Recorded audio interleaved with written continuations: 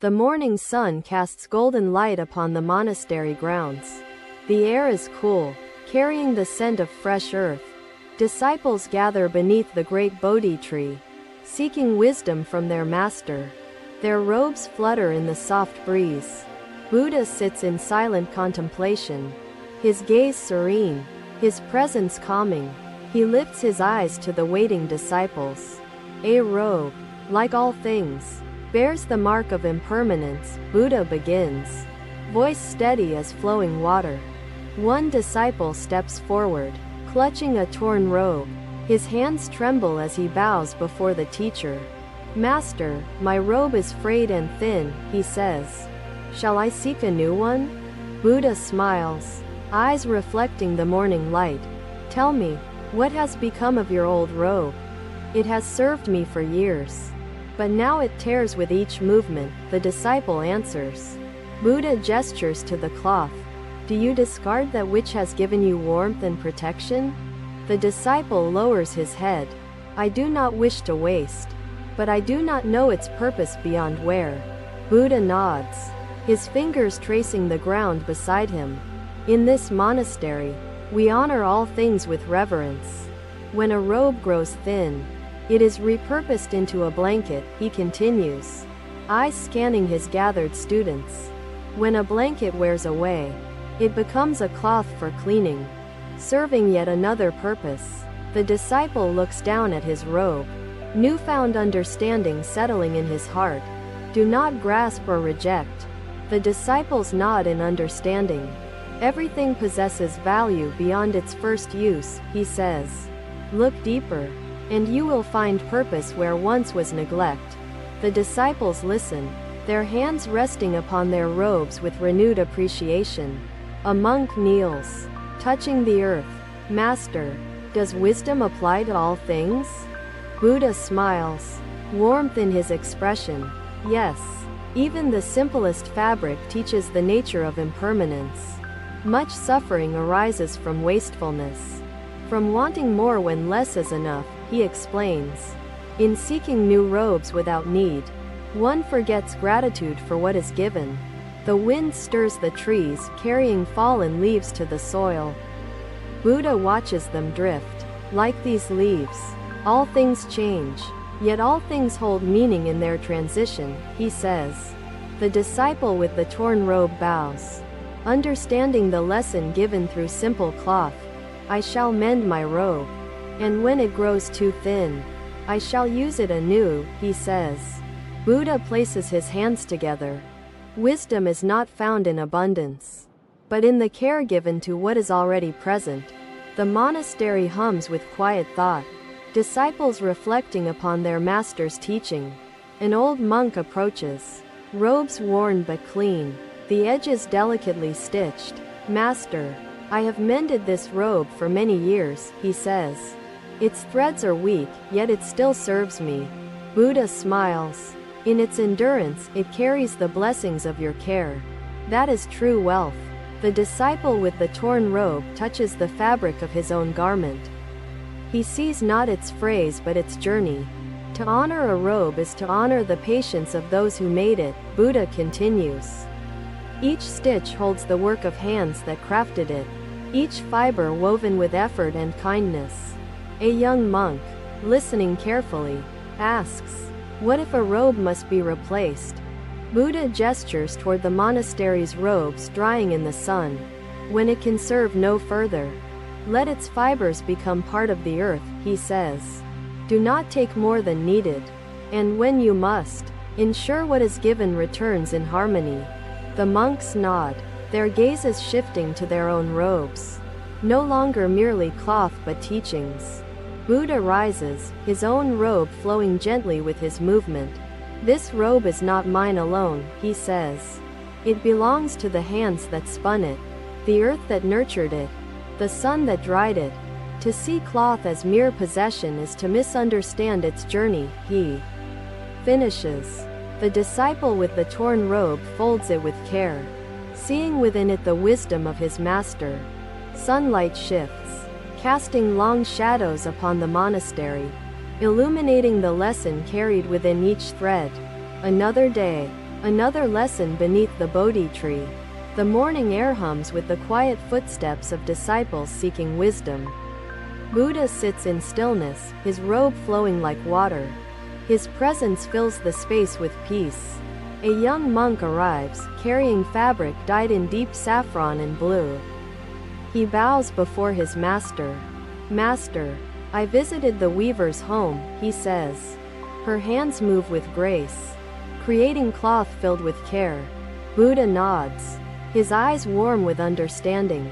"Did you see the journey of the thread?" The monk hesitates, then kneels. "I saw her spin cotton, weaving each fiber with patience. But I do not understand its deeper meaning." Buddha lifts a strand of his robe between his fingers. Cloth holds the spirit of its maker, the soul of its thread. "Did she use silk?" Buddha asks, voice gentle but firm. The monk shakes his head. "No, master. She spoke of creatures who suffer for silk. She chooses cotton, dyed by nature's hand." Buddha smiles, his gaze steady. Harmony is woven into choices made with compassion. When cloth is made without suffering, it carries peace, he says. When taken with harm, it disturbs the balance of the world. The monk looks down at the woven fabric in his hands, his fingers brushing against the careful stitches. "Master, what is the nature of true beauty?" he asks. Buddha gestures toward the trees, their leaves swaying, touched by sunlight. "Beauty is found in kindness, in creation untouched by greed," he answers. "The finest robes mean little if they bring sorrow to those who craft them." The disciples listen, their robes rustling as they shift, reflecting on their own garments. Buddha speaks again, his voice steady as the wind. "One's clothing should reflect mindfulness, not excess." A merchant approaches, his robe embroidered with gold.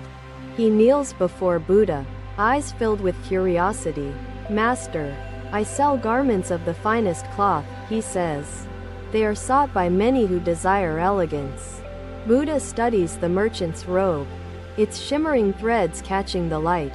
"Tell me, does the earth rejoice in the making of this cloth?" Buddha asks. The merchant hesitates, then lowers his gaze. "It is woven by the most skilled hands, gathered from distant lands." Buddha lifts his own robe, simple yet clean. "A true gift is one that does no harm," he says. "Clothing should not burden the earth, nor the hands that craft it." The merchant listens, realization growing within him. Then, "Master, how shall we dress?" he asks. Buddha's answer is firm, with mindfulness. "Wear only what is needed. Choose fabrics that honor the land, dyed by the sun. Let the robe be an extension of your compassion," he continues.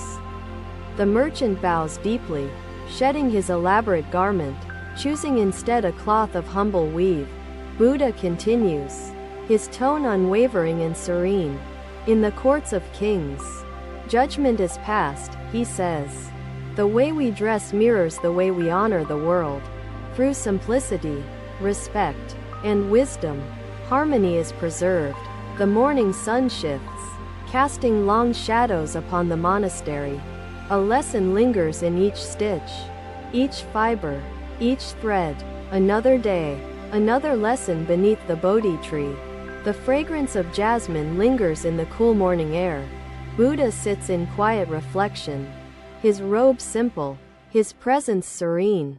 The disciples gather, waiting to hear his wisdom.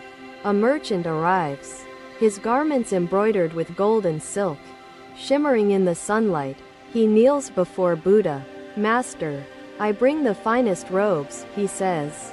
"They are crafted by skilled hands, adorned for kings and nobles." Buddha studies the merchant's garments, his gaze calm, his voice steady. "Does the earth rejoice in the making of these robes?" The merchant hesitates, then lowers his head. The finest materials are sought from distant lands, gathered with great effort. Buddha lifts his own robe, plain yet clean. A true gift harms neither the earth nor the hands that craft it. The disciples listen, their robes rustling as they shift, contemplating their own clothing. Master, should we refuse fine garments? A young monk asks, his voice uncertain. Buddha gestures toward the flowing river nearby, its waters moving gently. Clothing should not be weighed by extravagance but by purpose and kindness. A robe should be woven with care, dyed by nature, and worn with mindfulness, he continues. The merchant nods, his fingers tracing the embroidered threads of his robe. Master, then what is the nature of wealth? Buddha watches the birds above, their wings open to the sky. Wealth is not in possession but in what is shared. A man draped in gold is no richer than the one wrapped in kindness, he says. The merchant listens, the disciples watching his transformation unfold. Master, what shall I do? The merchant asks, his voice quiet with understanding. Buddha rises, his robe flowing with the wind. Wear only what is needed. Let the earth breathe. Let its gifts remain whole. The merchant bows deeply, shedding his elaborate robe, choosing instead a cloth of humble weave. Flow with wisdom, not resistance. He lifts his hand in a gesture of serenity. The way we dress mirrors the way we honor the world, he says. Simplicity, respect, and wisdom preserve harmony, preventing harm and cultivating peace. The morning sun shifts, casting long shadows upon the monastery. A lesson lingers in each stitch, each fiber, each thread. Buddha's teachings settle into their consciousness, forming the foundation of their path forward. The scholar asks me, how do I forgive myself? Buddha says, thank you for watching. Buddha's teachings are always with you. Subscribe to our channel and we will see you in the next video.